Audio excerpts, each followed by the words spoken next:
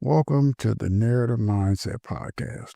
If this is your first time tuning in, uh, when you get time, go back and view previous episodes to get the the the whatever you want to call it, the gist of the podcast. I appreciate you for tuning in and joining me on this journey. Uh, I am getting better. Like I said, I think I said it on my last episode. This week is just basically giving you a brief look at my life and my family and my uh, some of the different relationships I had and things of that nature. So that you can get a feel for who I am. And the podcast is about my mindset. I'm narrating my mindset in a way that uh, can help viewers possibly look at situations from a different view and have a positive outcome. So enough of that. Uh, Today was it was a pretty good day. I had made a decision last week to stop working 12 hours a day, 5 days a week, because it was like my normal with rideshare, I think is about $300 a day. You're doing 12 hours. I think it takes you about, I think I hit my 200 mark by about like 1 o'clock. That's after like 9 hours or something like that. Yeah, I know. I'm better off going to work at McDonald's almost. But I decided that I said, well, I want my afternoons off, and I'm kind of sick of doing 12 hours, 5 days a week, and then I get off.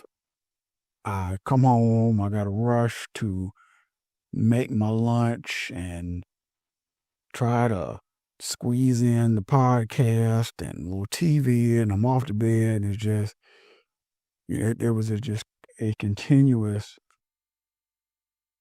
cycle with no enjoyment in between.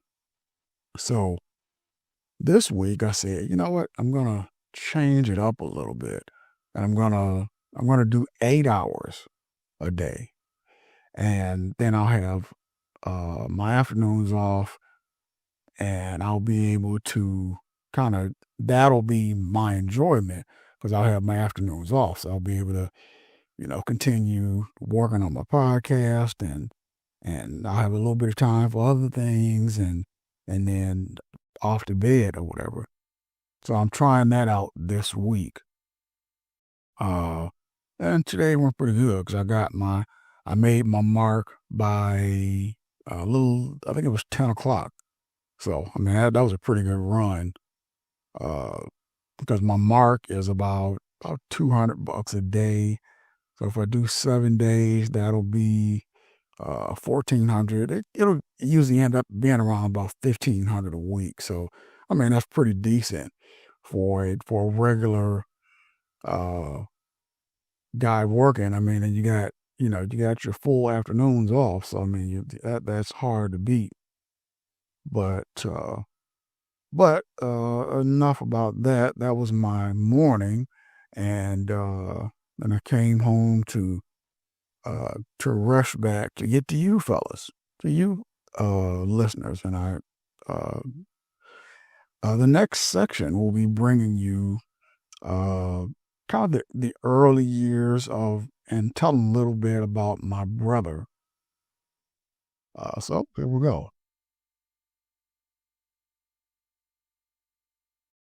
I don't really I don't really remember me and my brother having a lot of tension. I mean, we were brothers, so we had the sibling rivalry going on, and that type of thing. I do remember my mother told me, she kept telling me about when I was younger, and he was an only child, and he hit me when I was just a child. I was sitting next to him, and he hit me because he was,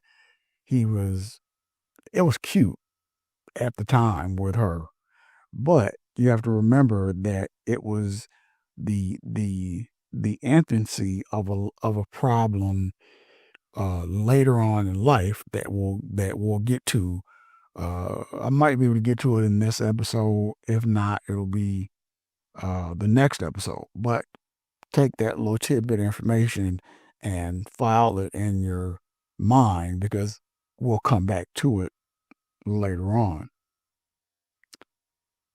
Uh, that particular incident, it really didn't bother me until I got older and I really, really started thinking about things because another little tidbit of information that you'll need to know about me is that uh, I'm curious, but I'm curious to a point to where I I don't I can't stop thinking about something until I can actually see a clear path and and figure it out.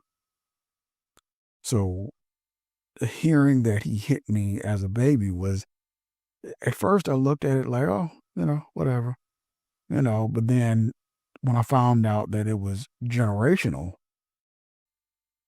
and the bigger picture behind it, then it finally all made sense.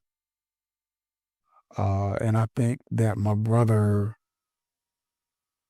and I don't think he saw me as competition right away, but I believe he did see me as a uh somebody that he had to share what he considered his mother right away. My mother, she's a parent, so she's that's not really something that she really paid attention to. We were brothers, we fought and argued and all that kind of thing. But there was never a noticeable, uh, I love you different than him type of thing. My mother never did that kind of thing. My dad, uh, my dad was he was a hard kind of person. Not really, he never really got into the mushy, uh, loving and whatever. He was just, just hardcore. If he saw us outside fighting, you know, you know, nothing, you know, and I don't know. I think that was something. That was one of the parts that I think that he did right. Being a dad, and not being, mother trying to get involved in it and all this type of stuff. And dad, he just, let you fight outside, and if you win, you win. If you don't, you don't. But as long as you keep fighting, that's pretty much all that dads want for you to fight back, which is a little bit of another issue that I can address real quick. Uh, real quick.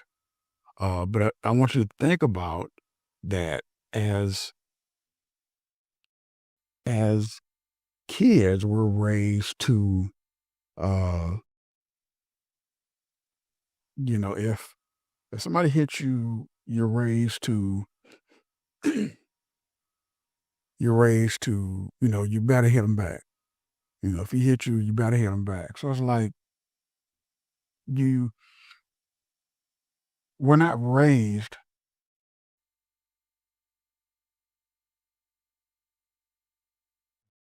we're not raised to see things as,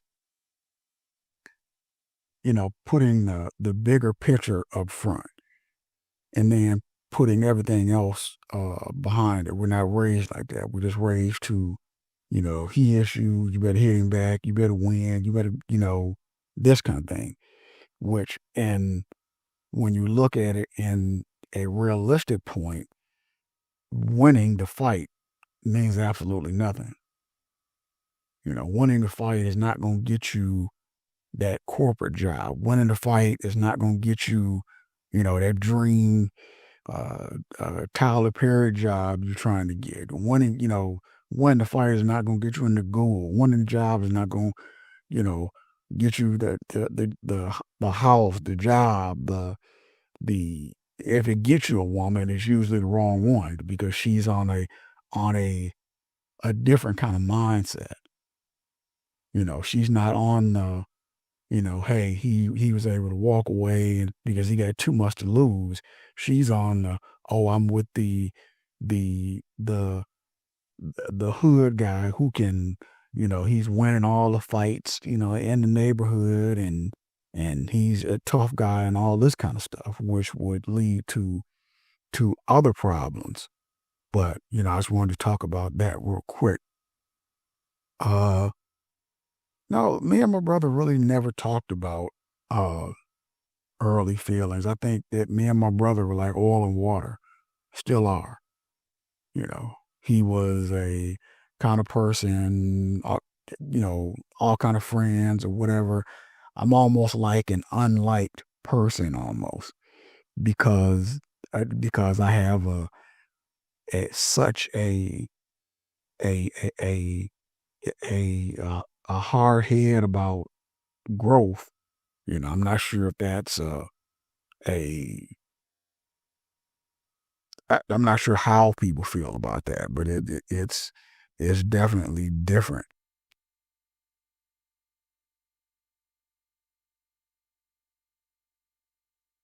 I don't I'm not sure if my brother ever felt guilty about doing that or if he ever even gave it much thought. I'm not really sure. I My assumption would be probably not because I think that his selfishness it kind of supersedes that somewhat.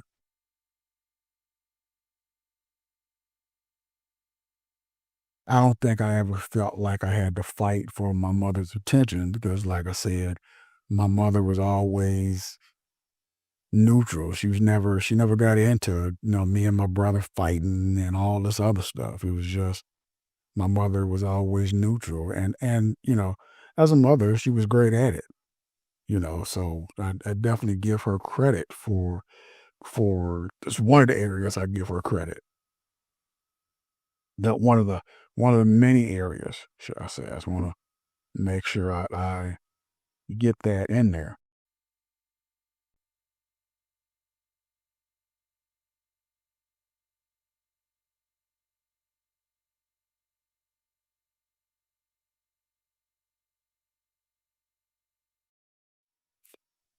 I'm not sure where my curiosity came from. Maybe I'm thinking it came more my mother. I'm not sure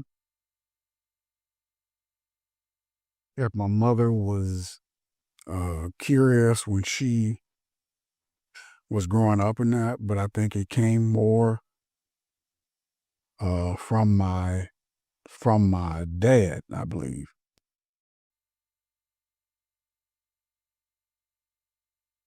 I do think that my brother felt he didn't feel replaced. He um felt like he had to share his his his mother because she had another child, and I believe that um spiraled later in life and also became generational. I'm really not. I mean, I was a child. I don't know if my brother got less attention when I was born or not. I can imagine because you have to, uh, you know, child is born. You have to, as a mother, you have to. There's a certain amount of attention that their child gets. And it takes away from the other child. So I would uh natural, but absolutely, he saw me as a threat to his bond with our mother because he was an only child before I came along. When we got into a fight one time, I think I was hanging with my friends, and I think I was smoking a cigarette, whatever. And he stopped and took asked me to see the cigarette and threw it on the ground and said, don't be smoking cigarettes in his mom's house. Um, Me being the person that I am, um, I just kind of looked at him that was kind of like the first time that I heard it. And for me, being a curious mind and kind of keeping things until these puzzles start getting in. As soon as he said it, I said, okay, here's another part to this puzzle that I'm figuring out. Here's another positive part of that puzzle. So when he said it was like whatever, just kind of took that and added it to the, okay, he hit me when I was a child, meaning he was jealous because somebody else was coming in. Now here's another part to that puzzle. He's saying, okay, they'll be doing this in my mom's house, which is showing a a definite trait of kind of selfishness and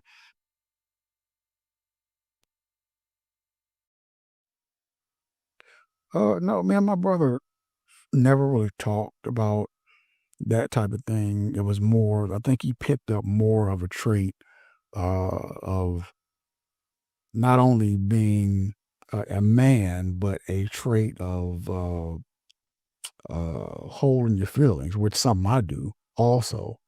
We're just men. So that's just what men do. Men don't, a lot of men don't really talk to each other. So that's just something, something that happens, I guess.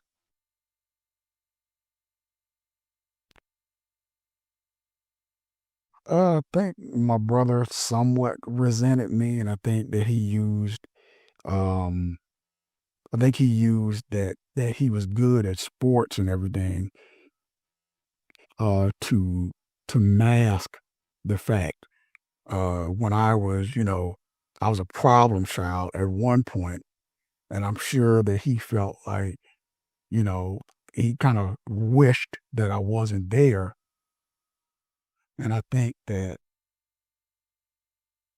he used him being good at sports and kind of looked at me like, oh, he just keep messing up or whatever, you know, to mask his resentment for, you know, a child naturally needing attention when they messing up, when they're doing bad, when they're getting in trouble, when they get hurt or whatever, you know.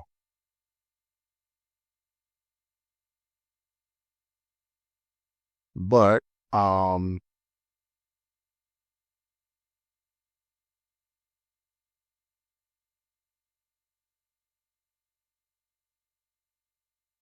absolutely, I think that he carried those. Not only did he carry those feelings into adulthood, uh, he those feelings were passed through uh, two of his children I know at least, or at least let me say one of them, because I don't really know uh, the other one. I'm not really sure, but one of them I'm almost positive it was passed into him. I think my brother he helped me out when my father was alive because he felt that as when you have two brothers, one brother can't get in trouble and uh you come home and your father not say nothing. It's like, if your brother or somebody jump on your brother, you have to jump in or you're going to get in trouble uh, when you get home. But it was always uh, a sibling rivalry as normal. But I will say that after when my father was still alive, but he wasn't in the house. So therefore, that more brotherly type of protection wasn't there. I don't think a lot of people really understood or understand my point of view at all. I think that people have a view of me that I'm just always a troublemaker and, I'm mad and jealous of everybody and all this type kind of stuff. But the truth be told, I'm just a thinker, and I know, uh, I look at people from face value, from like I look at people before you were who you were. I look at us when we were kids, running in and out the projects. Just because now you're some doctor or lawyer or whatever, you're still the same person. You just changed for the people around you, so they can think that you're a new person. Uh, I mean, our relationships, as far as improving and us being adults, um, we're mature. So we both have children. So it's definitely a different dynamic, more mature dynamic, more of I got better things to do. So, it's not something that is carried uh, into adulthood.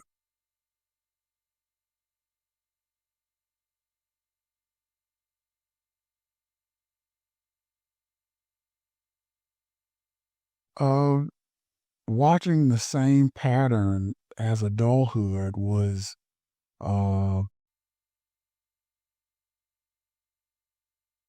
at least for me, I experienced when I knew what the pattern was. It was an incident with my nephew, and the incident was I noticed that when my mother uh, she kind of took over because that's her grandson. And I noticed that when there was nobody else that he had to share my mother, who was his grandmother, when there wasn't anybody there that he had to share her attention with, everything was fine. But then when somebody else came into the picture, then there was an issue. So that's when again I took another piece and put it into that puzzle that it was always open and I was always kind of looking at it. So it felt like like kind of like history looping back on itself. Uh it was it was definitely something that they picked up from that was distributed generational.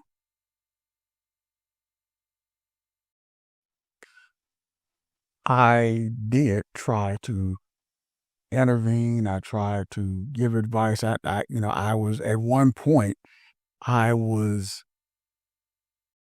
a person who was in place as my nephew's father, but unfortunately, I learned my lesson about getting involved in other people's business because I ended up being the one who ended up getting hurt somewhat, and then now it's like everybody's all right, and I'm looked at the person who I'm looked at like the outsider. So um that's something that I wouldn't recommend doing, and I probably would never do again. I don't. eh, I'm not sure. I think my mom noticed. Uh, was it? Did she notice the same pattern? Honestly, I don't think she noticed it. And now she's kind of too old, so she's she's kind of on the edge of I forget what they call that dementia. She's on the edge of dementia, so she's way too old to really even care. So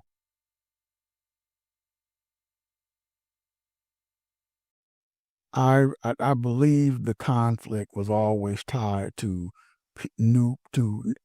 new people entering uh not the family, but just entering that particular space between them and the person that they figure is a mother figure. And it's kind of like uh the best way I can put it is kind of like dogs. A dog will attack another dog and sometimes another human if you disrupt their their time with a human.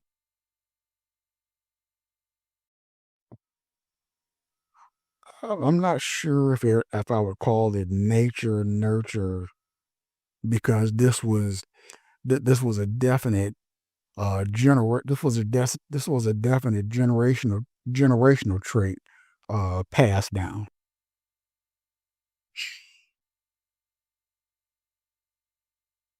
Yeah, I really felt like uh ex- trying to explain it, but my hope and my dream would be for them to one day listen to this podcast so that they could kind of understand the that when I say something, I actually know what I'm talking about. I'm not just this guy that's uh sitting around mad at everybody else because they got a degree and they're a principal and I'm still working and that's just not the case.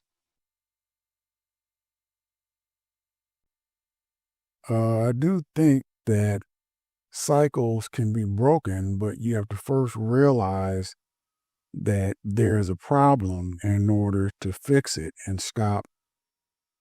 Um, you have to review your thoughts and say, okay, let me realize what this is in order to change it.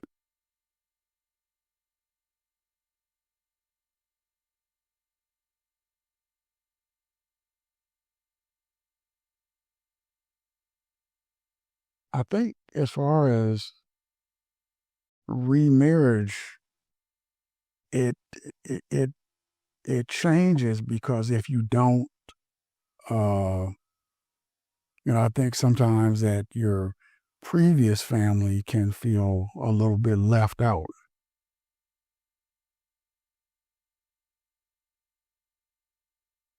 The stepkids got treated differently, definitely differently than my brother's blood kids. It's the stepkids get to stay in the house. The regular kids, you know, they s- they see their dad when he comes to Kalamazoo. Stepkids absolutely feel more secure than the biological ones all the time because the stepkids got the in-house nurturing and the in-house fatherhood and the in-house uh you know dad stepdad showing up at games, the in-house this, the in-house that. The biological kids don't. I see favoritism in most blended families plays out to the left, not the right.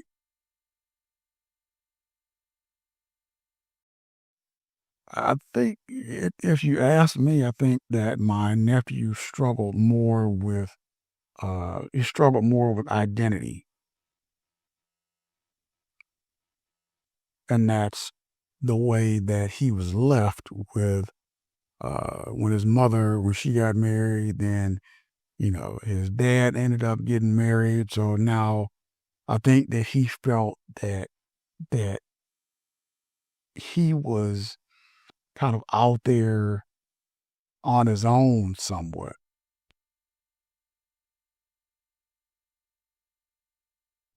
And I'm really not sure what his relationship is with his stepfather on his mother's side, because he also has a stepsister also. And I'm not sure what their relationship is. From what, from what I would imagine, I think their relationship is pretty good. I would think.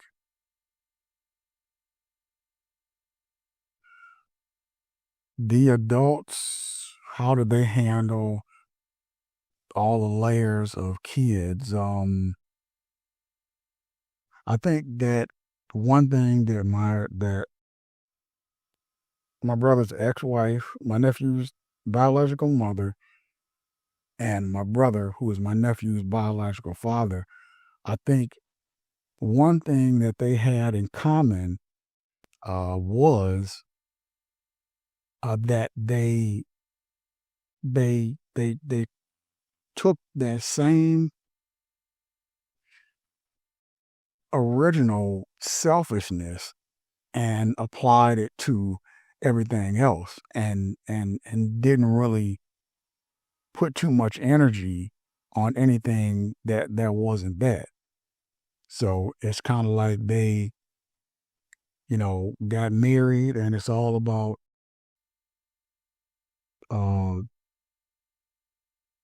their marriage and not, you know, the the the family they had before the marriage. And I think I kind of feel that's the way it is.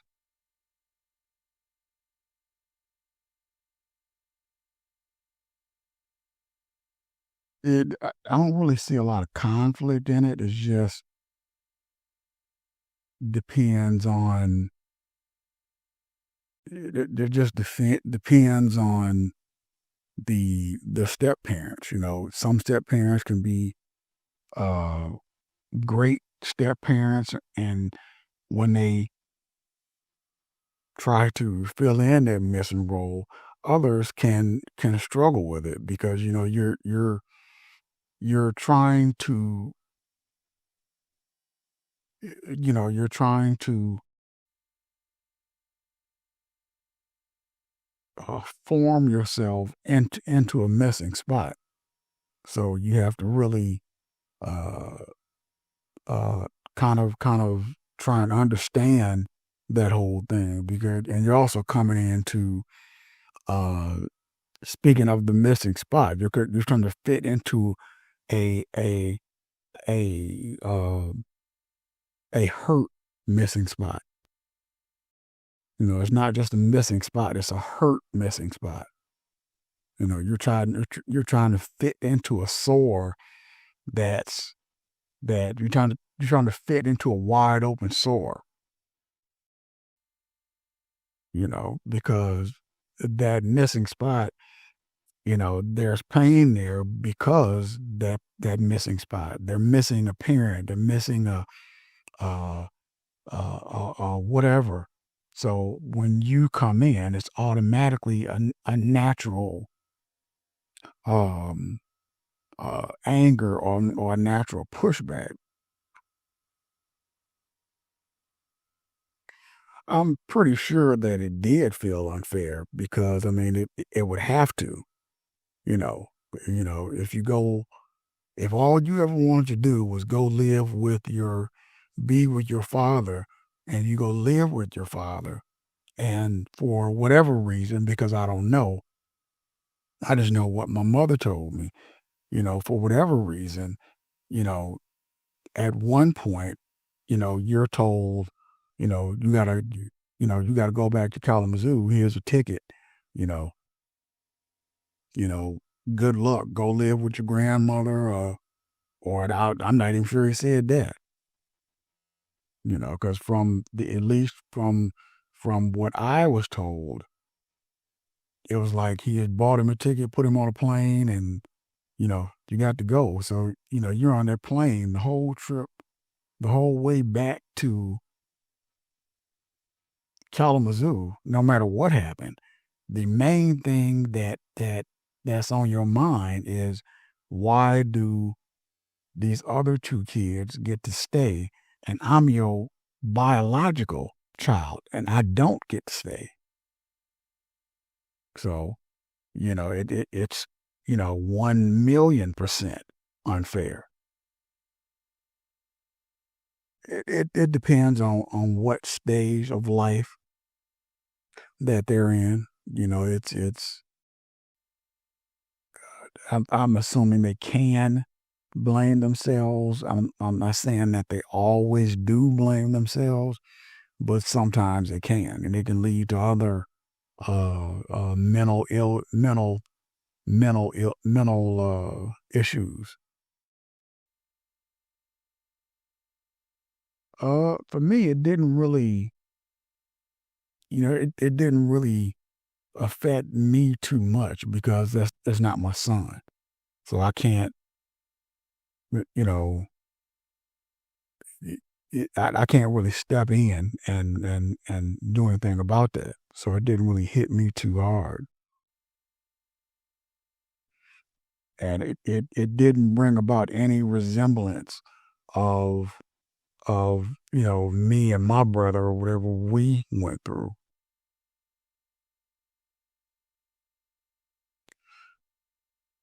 I think it did bring about a question of maybe what did I do? Why, what or maybe what did I do that was so bad that I got put out of my dad's house? And I think that there was a very valid question that he asked himself about the whole situation. And my mother, she was talking to me about it and she was, trying to uh get my brother to understand or uh um she was trying to get my brother to understand and and I don't know, kind of get him to do what he needed to do. But she's a grandmother, not his mom. No, I didn't. I don't get involved in that kind of stuff. Because that's I did get involved in it in another way, but I didn't get involved in it in that particular part of it. Rejection always hurts coming from your own blood as opposed to somebody else because you look at your own blood as they have you feel that the the you feel that your blood has a moral responsibility to you. So when that doesn't play out the way that you feel that it should, then it hurts.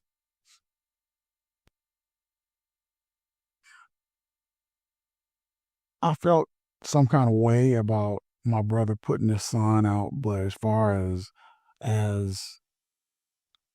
saying anything to him or getting into his business, I don't think that's it. That wasn't my place. And I mean, I got my own two girls, so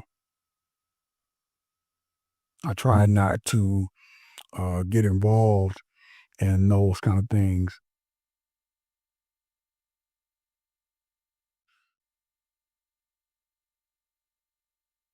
Is favoritism a real poison?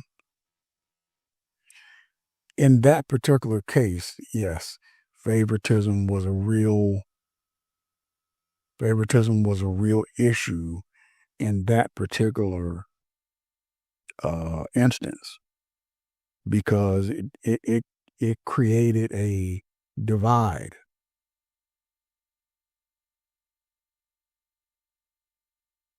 I think I see my family as that's a really good question. I see my family as survivors of um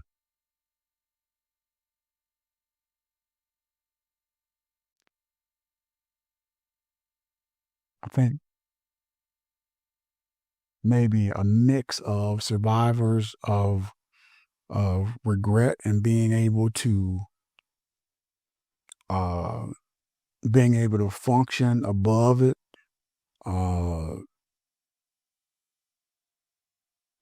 survivors of selfishness and being able to function above it,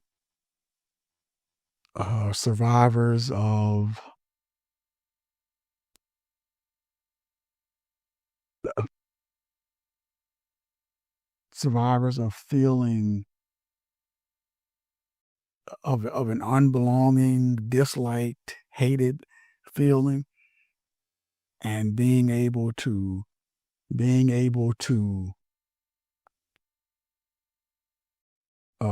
be so focused on growth that it's like Superman. It doesn't even affect you.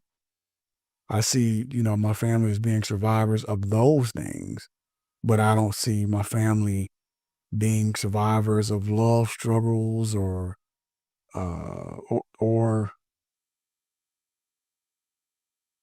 victims of it per se. I think when my dad passed, uh, my brother's focus went to protecting my mother because I mean we're both older, so I don't really need protection. But I think it went to protecting my mother.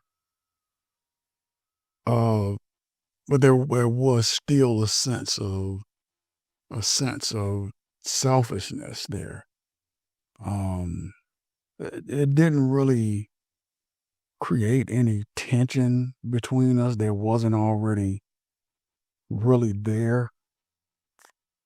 My brother, he's never really been an emotional person, so it's kind of like you know,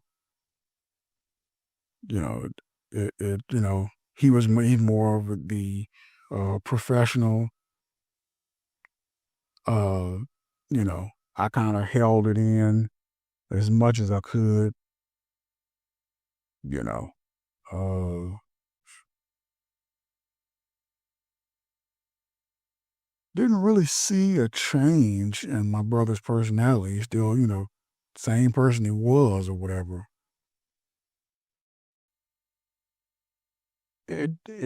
My feeling already there, at least abandonment from a brother's point of view, because I felt like, your brother is, you in a fight, your brother should at least help something, so the my father's passing didn't really change that. Um, I didn't really have to navigate any signals from him. I just, you know, we, uh, we did, what needed to be done. My brother was always uh, a good sports player. He ended up getting a scholarship to Western, and I think from what I was told, he wore soft spikes on AstroTurf, and you're supposed to wear steel spikes on AstroTurf. And I mean, I don't know how he did it, but he went out, got hit, and blew his kneecap out or whatever. Um, he his knee injury was like it was a it was a really big letdown because he thought that football was his. I think it was his way out mentally. His way out of uh the selfishness, the way to mask it completely. But when that went south, now he's got to figure out something else. I don't think he blamed anybody for the injury because who can you blame? You you get a scholarship and you already been in school for 4 years. When you get to college, you should know, at the very least what shoes to wear.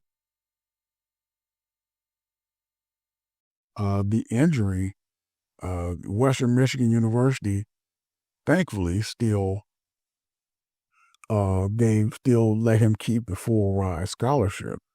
So that was a good thing.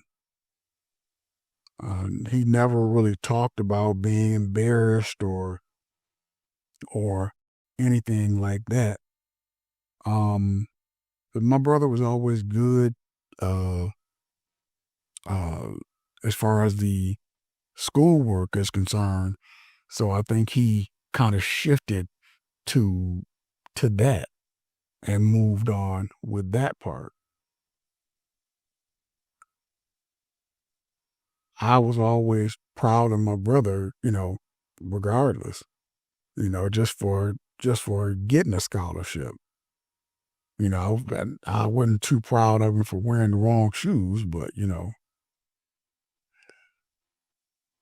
I never really had an interest in sports, so his athletic struggles and their influence on me was zero because I didn't have an interest in sports. I've always been a person who was, I'm gonna get it done no matter what. Nobody's gonna stop me. So the way I approach challenges didn't change. Have or were not influenced by my brother's athletic career. He definitely had support from my mother, and yeah, from my mother. I'm not sure about my dad because I'm not sure where he was. He was there cheesing at the when my brother got drafted, but after that, it was like nothing. Uh, I think he expressed frustration to my mother about it, but never anything uh, to me. My brother handled uh, entering, graduating, and everything. He did a pretty good job because he had a lot of friends. So it was. I don't think there was any fog.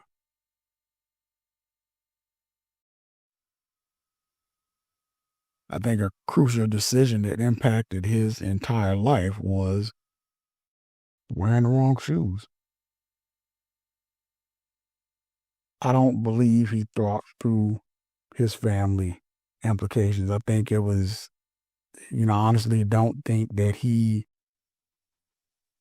I think the selfishness over kind of supersedes all of that. He may have struggled personally with regret, but nothing outward. When he moved to Arizona, I think that I think it made him feel really good because it was another, it was another avenue that he could, there was another avenue out of a dark place, going from, hurting yourself and getting through school and having to get a regular job. And you got two boys now. So you kind of struggling, doing whatever. And now you can see more light and say, okay, now maybe I can go down this road.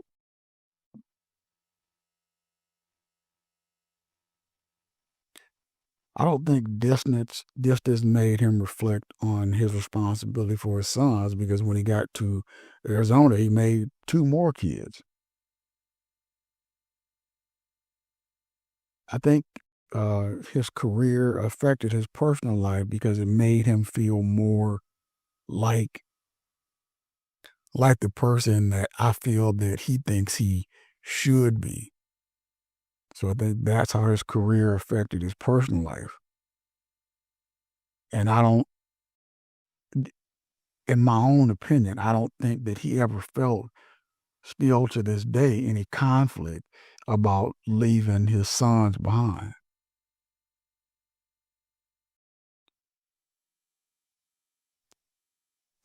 He broke the pattern of being a woman beater. I don't think he's ever been that. He broke the pattern of alcoholism, and I think those were the only two that I can think of right now that he broke.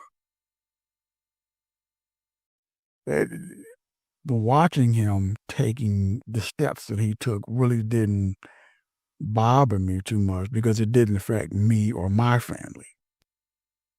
So it was, it was different. Leaving his two sons, I think, left them, kind of feeling almost in a way like they had to fend for themselves. And I don't think he understood the emotional impact on them.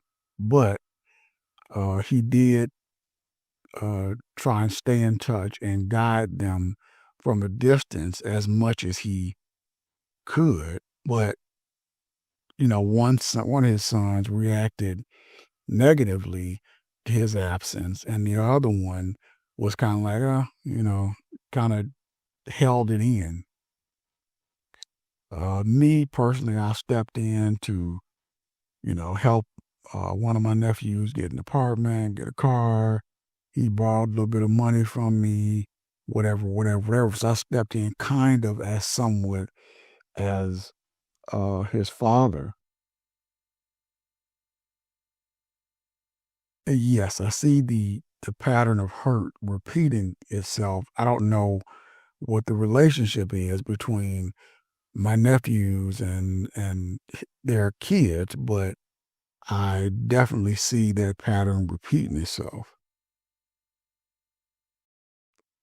I think his new marriage, I don't think his responsibility for his sons, I think he kind of, if you ask me, he kind of skipped over it, and it's like he went straight from, I'm a father to I'm moving to Arizona. I got a new family, and now it's my responsibility to take care of my mom.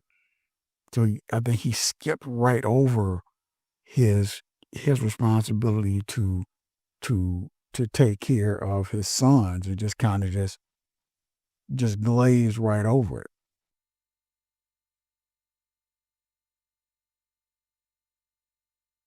I'm really not sure. I'm pretty sure there's somewhat of a rival between them, but also they have step brothers and step sisters, so there's a bit of a bond between all of them.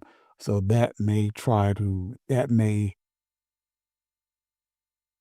get rid of that that bond of that hurt or whatever, or the rivalry.